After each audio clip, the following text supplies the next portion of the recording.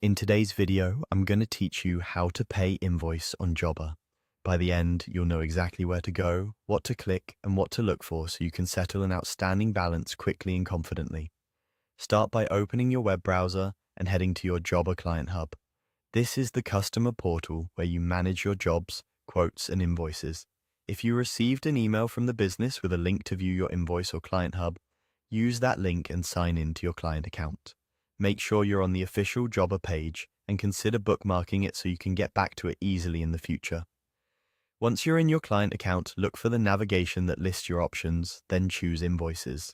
This section shows all of your invoices tied to your account, including drafts, paid, and outstanding ones. If there's a filter available, switch it to show outstanding or due invoices so you can focus on what needs payment right now. Next, find the service or job that has a pending payment and select that invoice to open it. You'll see the invoice details, including the service description, quantities, rates, and any applicable taxes or discounts. Take a moment to review everything so it matches your expectations. Confirm the due date, the total amount, and any notes the company may have added about payment terms or accepted methods.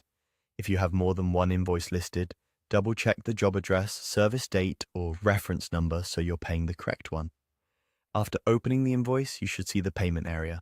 In many cases, there will be a clear Pay Now button or a prompt to enter payment information.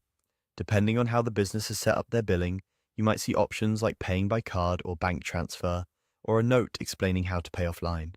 If you don't see a payment button, it usually means online payments aren't enabled for that invoice, your payment method hasn't been set up with the business yet, or the invoice has already been captured and is awaiting processing.